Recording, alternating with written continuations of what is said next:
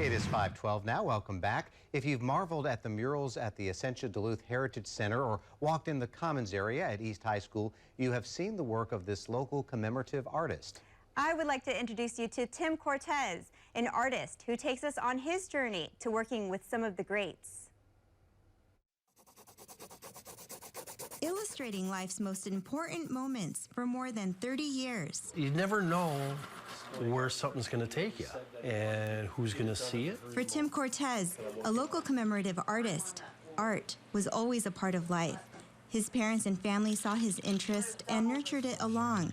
He especially remembers time spent with his grandmother. My siblings will be over here playing. I'll be in the corner with paints and crayons. And she was a school teacher, so she had all kinds of supplies. So whenever I saw my grandma, it was art time.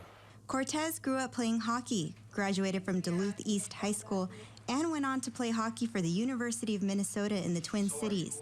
His love for sports was at the center of his career as an artist. I started getting commission work from my friends who are playing now in the National Hockey League, who have won Stanley Cups and who are getting inducted into Hall of Fames and stuff. They said, hey, Tim Cortes is an artist. Do you think you might want to have him do a commemorative piece for you? And that it took off from there. That was 35 years ago. Cortes has gone on to create commissioned pieces for the Twins Championships Club at Target Field, the 1980 U.S. Olympic hockey team, and the late Reggie White of the Green Bay Packers. He also has pieces across the country, including one that now hangs in the Smithsonian Institute.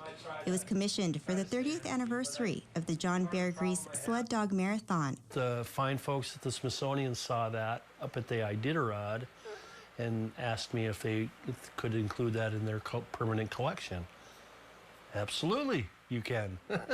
Some of Cortes's most inspirational work can be seen outside a multi-purpose sports and community center in Duluth's Lincoln Park neighborhood. Pat Francisco and a group came up with the idea of what was the Heritage Center built on? What was the premise? And what they came up was with a values project. We got a hold of Tim, and he was up to the challenge, and he did this incredible job of putting these giant pieces of public art across our community center here that says who we are. You know, it says, this is who we are. Francisco hears from a number of people in the community who want their children to be great athletes, but what they really care about is building character. Do they have a sense of commitment? Are they a team player? Do they have integrity? Do they have courage?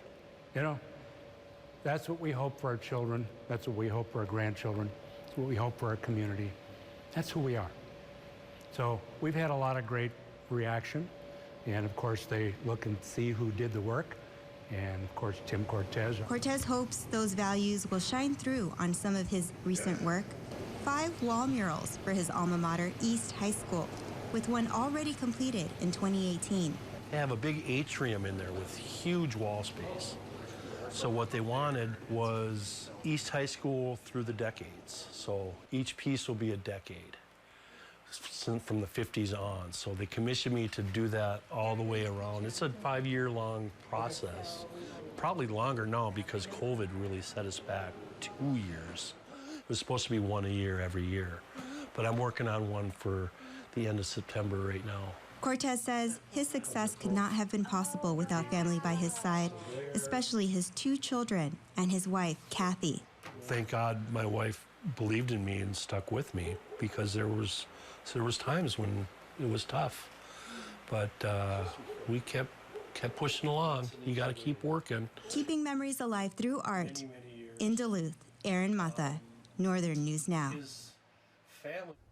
And what's next for Cortes? He also has a passion for American history, Native American history, and would like to document it through his art. Well, he is so talented. A great story there. Yeah. His latest mural will be unveiled, by the way, at the Duluth East High School Hall of Fame induction on September 30th.